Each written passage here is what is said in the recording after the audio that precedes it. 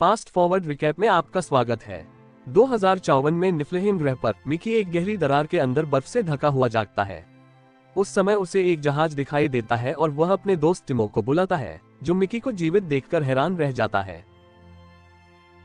हालांकि जब टिमो बाहर आता है तो वह केवल मिकी की आग फेंकने वाली मशीन को पकड़ता है और कहता है कि मिकी को बचाना भी बेकार है क्योंकि वह वैसे भी जल्द ही मर जाएगा। यह मिकी एक क्लोन है, सटीक रूप से 17वां। हर बार जब वह मरता है तो जिस कंपनी के लिए वह काम करता है वह एक और शव छापती है। उसकी यादें हर हफ्ते कंप्यूटर पर अपलोड की जाती हैं और जब नया शरीर छपता है तो उसमें डाल दी जाती हैं। इस तरह उसकी याददाश्त में कोई कमी नहीं रहती। यह विज्ञान विभाग की दिनचर्या का इतना सामान्य हिस्सा बन गया है कि वे प्रक्रिया के दौरान मिकी पर शायद ही ध्यान देते हैं। मिकी 17 को प्रिंट करते समय प्रिंटर से एक नली गिर गई और वैज्ञानिक द्वारा इसे फिर से जोड़ने से पहले प्रक्रिया को प्रभावित किया। क्लोनिंग पृथ्वी पर प्रतिबंधित है और अंतरिक्ष में केवल एक्सपेंडेबल्स के रूप में जाने जाने वाले लोगों पर ही करने की अनुमति है।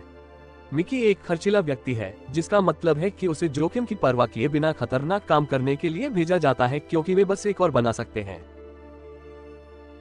एक दिन उन्होंने उसे कुछ मरम्मत करने के लिए अंतरिक्ष यान के बाहर भेजा, लेकिन मिकी को जल्द ही एहसास हो गया कि वे झूठ बोल रहे थे।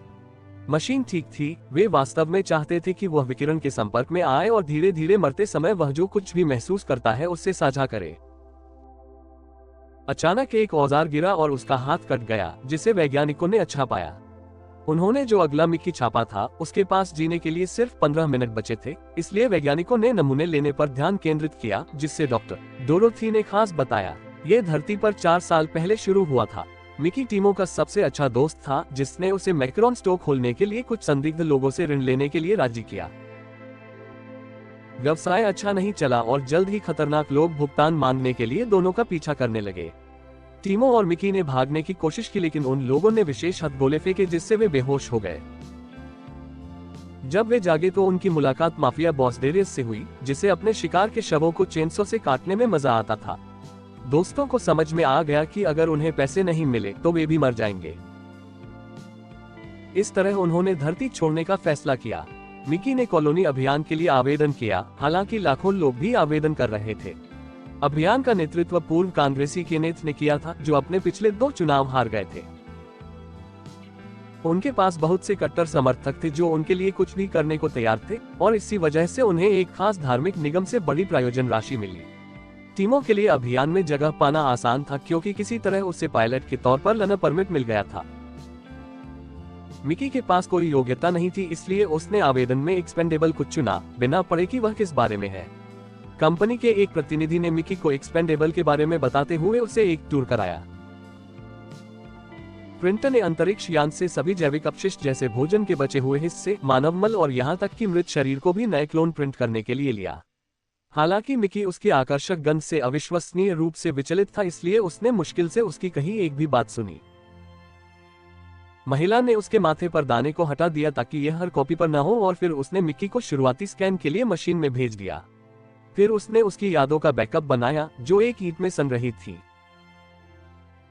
उसे एक विशेष घोल का इंजेक्शन दिया गया जो उसकी पुरानी यादों को उत्तेजित करता है, जिससे मिकी को अपनी मां की मृत्यु याद आती है। कार की सवारी के दौरान छोटे मिकी ने एक लाल बटन दबाया और वाहन दुर्घटनाग्रस्त हो गया। इस याद को फिर से जीने से वह टूट गया। महिला ने उसे एक बंदूक लाकर दी और सिस्टम में अपने विश्वास के सबूत के तौर पर उसे खुद को मिटाने के लिए कहा, क्योंकि उसे मरने की आदत डालनी थी। मिकी ने ऐसा करने की हिम्मत नहीं की, इसलिए उसने ट्रिगर दबाया, लेकिन कुछ नहीं हुआ। इसके बाद अंतरिक्ष यान ने उड़ान भरी और मिकी को चालक दल के बीच नए जीवन की आदत डालनी पड़ी। भोजन बहुत खराब था और सभी को सख्ती से राशन दिया गया था। अगर वे अधिक लेने की कोशिश करते तो अलार्म बजने से वे उसे गिरा देते। क्रू के पहले लंच ब्रेक के दौरान केनेथ अपनी पत्नी येफा और चच द्वारा भेजे गए सहायकों के साथ दिखाई दिया। ये स्पष्ट था कि केनेथ उतना होशियार नहीं था और उसे येफा और चच द्वारा अपने मतलब के लिए कठपुतली के रूप में इस्तेमाल किया जा रहा था। अधिकांश क्रू सदस्य उसके बड़े प्रशंसक थे और उसे देखने के लिए बहुत उत्साहित थे, लेकिन कुछ लोग शांत रहे। तभी मिकी ने सुरक्षा एजेंट नशा को देखा और तुरंत उससे प्यार करने लगा। नशा ने उससे अपनी मेज पर बुलाया तो मिकी भी उसके साथ आ गया।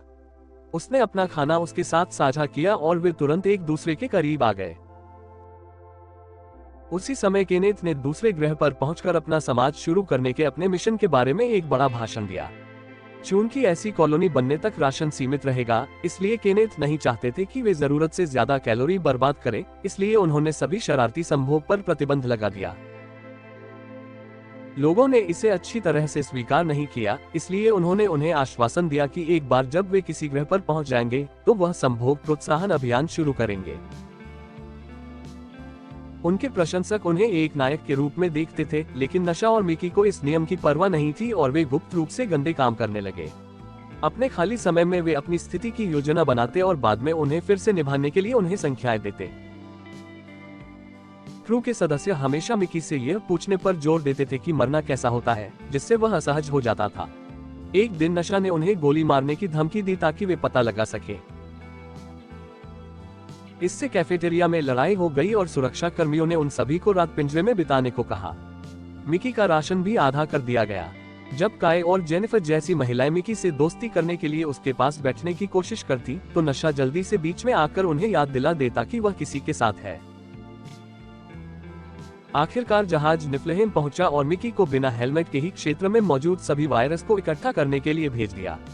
मिकी को तुरंत ही बीमार महसूस हुआ और उसकी मौत हो गई, लेकिन वैक्सीन खोजने की कोशिश में उसका प्रयोग कई बार दोहराया गया। एक बार मिकी अभी भी बॉडी बैग के अंदर जीवित था और वैज्ञानिकों ने देखा, लेकिन उन्होंने उससे फिर भी साइक्ल में फेंक दिया। मिकी के 12-16 की बदौलत एक वैक्सीन मिल गई और मनुष्य बिना मास्क की जरूरत के ग्रह पर जा सकते थे। मिकी को पहली खोज टीम के साथ भेजा गया और वे एक ठंडी गुफा के अंदर पहुंच गए।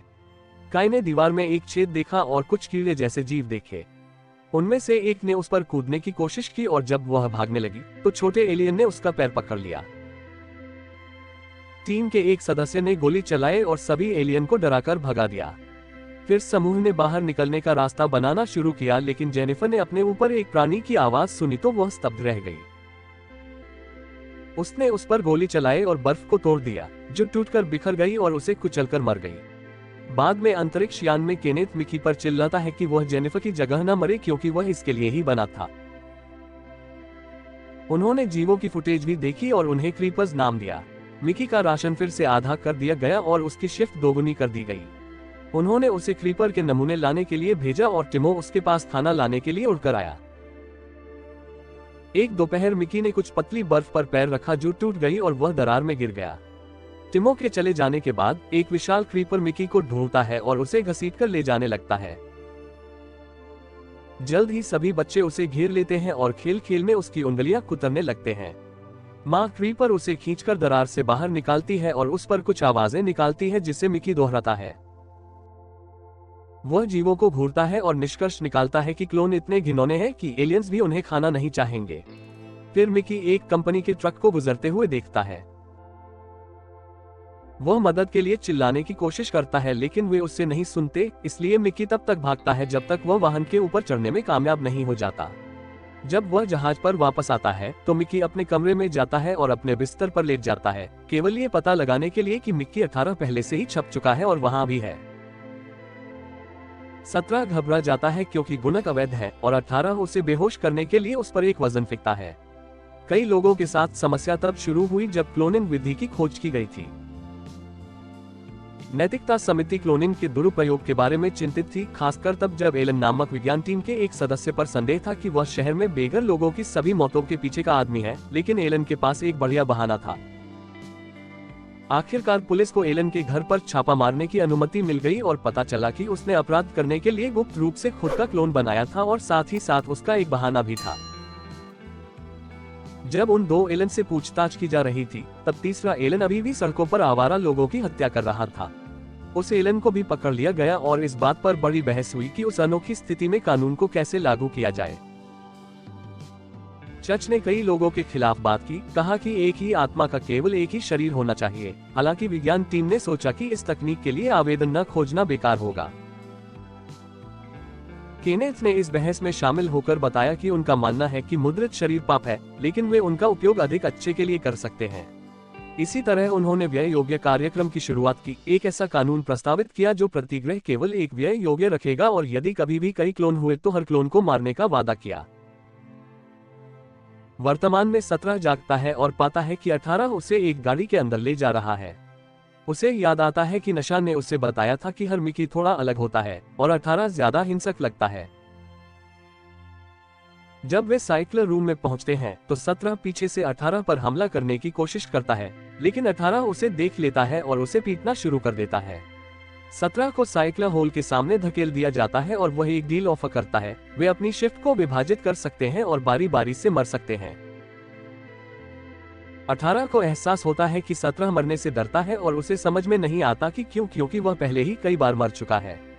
हालांकि 17 उनके अलग होने के बारे में एक मार्मिक भाषण देता है, 18 उसे किसी भी तरह से धकेलने की कोशिश करता है। ये क्षण तब बाधित होता है जब वे किसी को आते हुए सुनते हैं और दोनों मिकी छिपने के लिए भागते हैं। ये टिमो है जो गुप्त रूप से ऑक्सीफोल नामक एक मनोरंजक रसायन को अन्य क्रू सदस्यों को बेच रहा है। खरीदार के जाने के बाद 18 बाहर आता है और टिमो को एक व्यापारिक विचार के साथ अपना जीवन बर्बाद करने के लिए पीटना शुरू कर देता है। वह टिमो को साइकिल में धकेल देता है, लेकिन इससे पहले कि वह उसे मार सके 17 उसे पकड़ लेता है। फिर 17 अपने दोस्त को बचाने की कोशिश करता है, लेकिन 18 उसे खींचकर दूर ले जाता है। क्लोनों के बीच कुछ भूसे के आदान प्रदान के बाद 18 एक गर्म धातु की छड़ पकड़ लेता है और मारने के लिए तैयार हो जाता है। ये क्षण फिर से बाधित होता है जब नशा और सुरक्षा दल का प्रमुख कमरे के नीचे झांकता है। 18 टिमो से कहता है कि अगर वह नहीं चाहता कि वह ऑक्सीफोल व्यवसाय के बारे में सबको बताए तो वह उसके साथ खेले, इसलिए दोनों ये दिखावा करते हैं कि टिमो गलती से गिर गया और 18 ने उसे बचा लिया। 17 ये सब परछाई से देखता है और जब वह नशा को 18 के साथ हाथापाई करते हुए जाता हुआ देखता है तो उसे बहुत जलन होती है। वह उनका पीछा करने की कोशिश करता है, लेकिन उसे एक चर्च प्रतिनिधि द्वारा रोक दिया जाता है जो उसे कंपनी के शुभंकर के साथ एक तस्वीर लेने के लिए कहता है। वह ये भी घोषणा करता है कि मिकी ने केनेथ और येलेफे के साथ एक निजी डिनर जीता है। जैसे ही वे उसे बैठाते हैं, मिकी शानदार भोजन खाना बंद नहीं कर पाता। जेनिफर की मौत पर अपनी प्रतिक्रिया के लिए केनेथ द्वारा माफी मांगने के बाद काई भी डिनर में शामिल हो जाता है।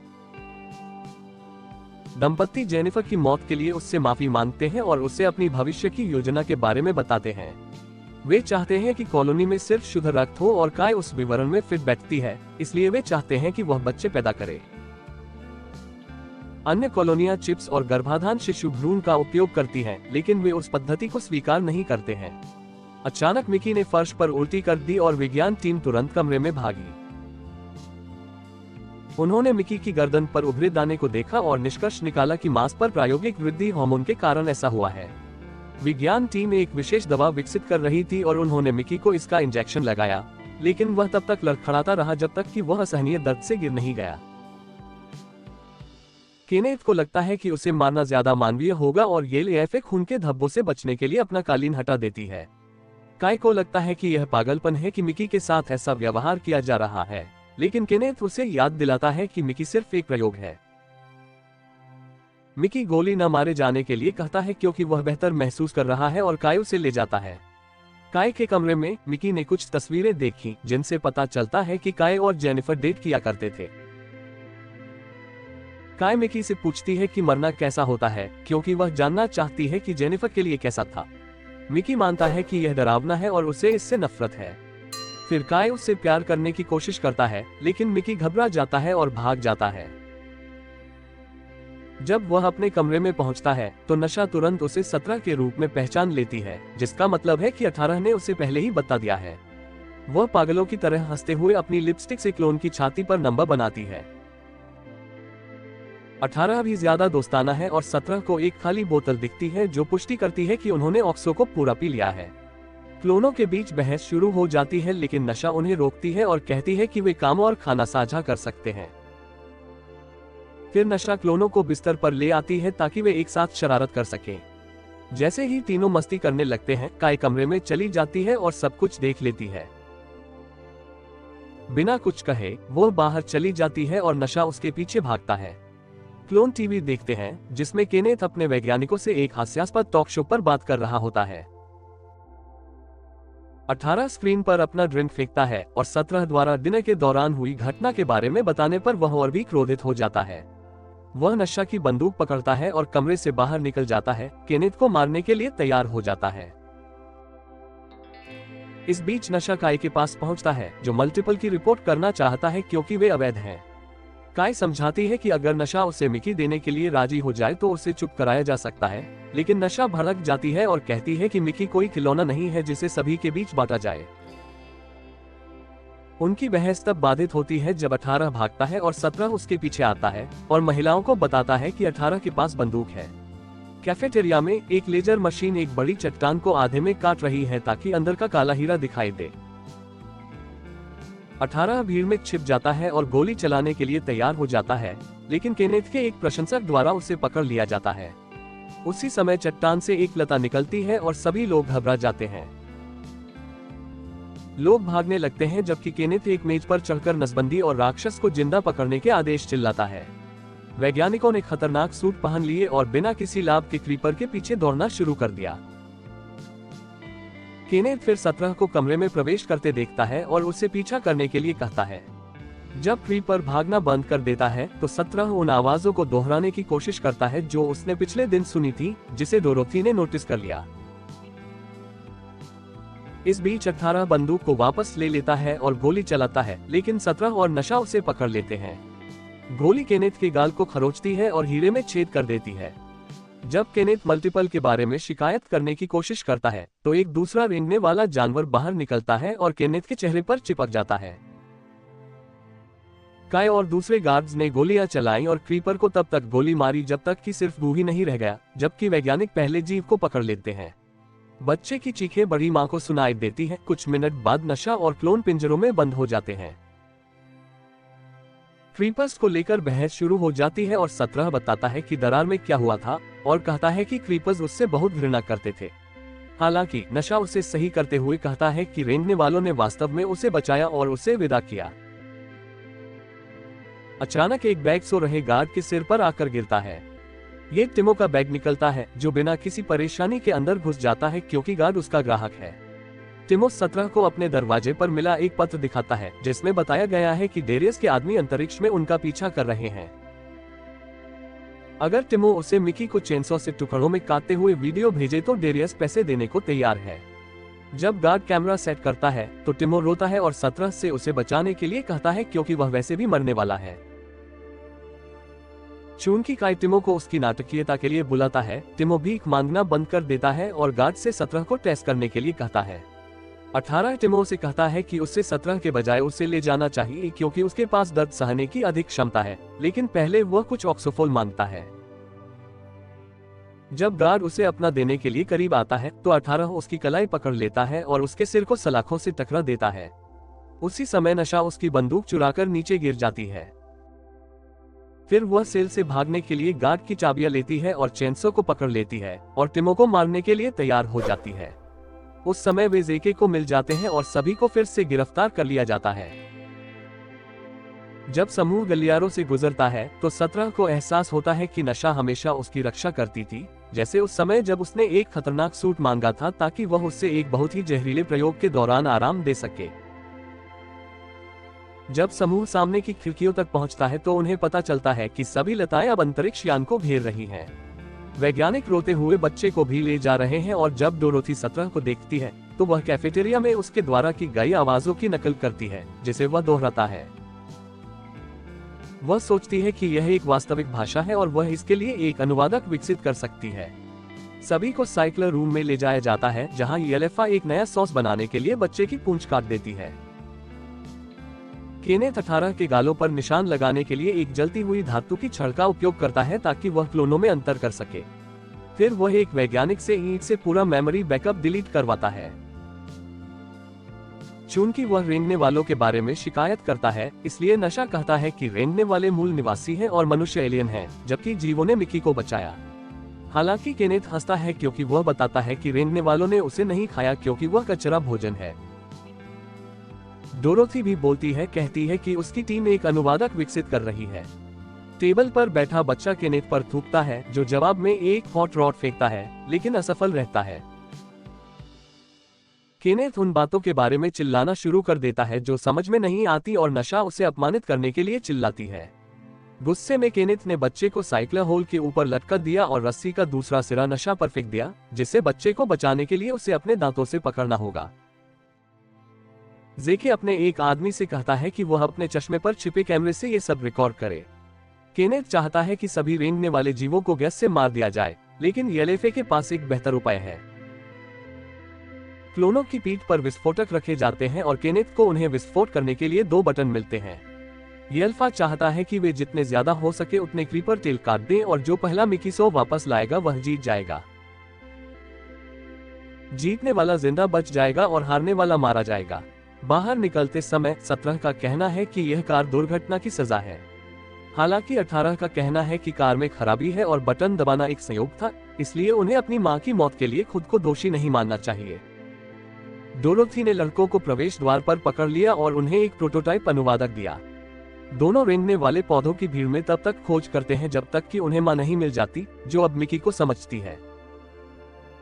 वह उसका नाम जानती है और बताती है कि उसने उसे बचाया था, लेकिन इंसानों ने उसके बच्चे को मार डाला। अगर पकड़ी गई रेंगने वाली भी मर जाती है तो वह सभी इंसानों को मारने का वादा करती है। इसे साबित करने के लिए वह चीखना शुरू कर देती है और बच्चे उसकी नकल करते हैं। क्लोन अपने कान ढक लेते हैं, लेकिन मां एलियन बताती है कि वे अपनी आंखें और मस्तिष्क को विस्फोट कर सकते हैं। अंतरिक्ष यान पर केनेथ और येलेफे तब घबरा जाते हैं जब वे क्लोन को रेंगने वालों के साथ संवाद करते हुए देखते हैं। अचानक 17 कैमरों की ओर दौड़ता है और अपनी उंगलियों से C3 बनाता है, जिसे नशा पहचानता है कि उनकी स्थिति बच्चे को लाने की है। येलेफे और चर्च के प्रतिनिधि को लगता है कि यह बकवास है और नेता केनेथ को एक नई प्रजाति के साथ संवाद करना चाहिए।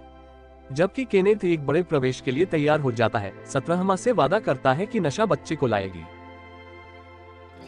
हालांकि मां क्रीपर को लगता है कि यह पर्याप्त नहीं है। चूंकि मनुष्यों ने एक बच्चे को मार डाला है, इसलिए एक व्यक्ति को भी मरना होगा। केनेथ के नेतृत्व में 3 वाहन अंतरिक्ष यान से निकलते हैं। इस बीच नशा येल्फा को अपने पैरों से पकड़ने के लिए एक बड़ी छलांग लगाती है। जेके रस्सी ले लेता है और नशा येल्फा को छोड़ने के लिए सहमत हो जाती है, अगर वे उसे बच्चे को मां के पास ले जाने दें। जब जेके उसे रस्सी वापस देने वाला होता है तो येल्फा उसकी कलाई काट देता है और उसे नीचे गिरा देता है, लेकिन नशा उसे समय रहते पकड़ लेती है। येलेफे उसे गिरफ्तार करना चाहता है। हालांकि जेके ने घोषणा की कि येलेफे और केनेथ ने दुर्व्यवहार किया है और उनका मामला समिति के समक्ष प्रस्तुत किया जाएगा। कारों को आते देख बच्चे अपनी मां को ढकने के लिए भागते हैं और जगह जगह ढेर लगा देते हैं। अब गार्ड को समझ नहीं आता कि किस पर गोली चलानी है। केनेथ यादृच्छिक रूप से एक चुनता है, लेकिन उसी समय 18 उनके सामने प्रकट होता है। इसलिए चर्च प्रतिनिधि सैनिक को धक्का देता है कि वह रॉकेट को आकाश में विस्फोट कर दे, अन्यथा क्लोन का बम उन्हें भी मार देगा। फिर केनेथ ने गोली चलाई, लेकिन केवल कैमरे पर लगी, जिससे 18 को उस पर कूदने का मौका मिल गया। जब नशा बच्चे के साथ आता है तो 18 घोषणा करता है कि वह उस इंसान को मार देगा जिसे मां चाहती थी। वह एक सेकंड के लिए हिचकिचाता है और केनेथ उसे मौत के डर से बहकाने की कोशिश करता है, लेकिन 18 फिर भी बटन दबा देता है। बम उसे और केनेथ को एक ही समय में मार देता है, इसलिए क्रिपर्स शांति से चले जाते हैं। ये सब खत्म होने के बाद पूरे दल को जेल में डाल दिया जाता है। येलेफे अपना दिमाग खो देती है और उसे एक मनोवैज्ञानिक वार्ड में भेज दिया जाता है, जहां वह खुद को मिटा देती है। टिमो का सामना डेरियस नामक व्यक्ति से होता है और वह उससे साइकिल में फेंकने से पहले उसका कान काट लेता है, लेकिन वह आत्मरक्षा के तहत परिवीक्षा पर बाहर आ जाता है। बाकी क्रू के लिए मुकदमे कानूनी और राजनीतिक झमेले में बदल जाते हैं, इसलिए नशा के जेल से बाहर आने के बाद वह संगठन को बदलने की उम्मीद में समिति में एक पद के लिए दौड़ती है। डोरोथी अनुवादक का काम पूरा करती है और मिकी अक्सर रेंगने वालों से बात करता है। उसे पता चलता है कि चीखना चिल्लाना सिर्फ एक बेतरतीब आवाज है जो वे बनाते हैं और इंसानों को नुकसान नहीं पहुंचा सकती। मां सिर्फ झांसा दे रही थी। 6 महीने बाद मिकी ने साइकिल के पास किसी को देखा और पाया कि येलेफे एक नया केनेथ छाप रहा है। मिकी ने बताया कि उसे मर जाना चाहिए था, इसलिए येलेफे ने उसे छूने के लिए अपना खून बहता हुआ हाथ दिया। अपनी मां की मृत्यु की यादों के विपरीत मिकी अब डरता नहीं है और फिर वह जाग जाता है। वह भीड़ के साथ बैठकर नशा को नए समिति नेता के रूप में भाषण देते हुए सुन रहा है। जब वह घोषणा करती है कि एक्सपेंडेबल्स कार्यक्रम समाप्त हो गया है, तो मिकी एक बटन दबाता है और साइकिल को नष्ट कर देता है। फिल्म यहीं खत्म होती है। कहानी अच्छी लगी हो तो कृपया चैनल को सब्सक्राइब करें और बेल आइकन को दबा दें ताकि आप इसी तरह के और वीडियो देख सकें। देखने के लिए धन्यवाद।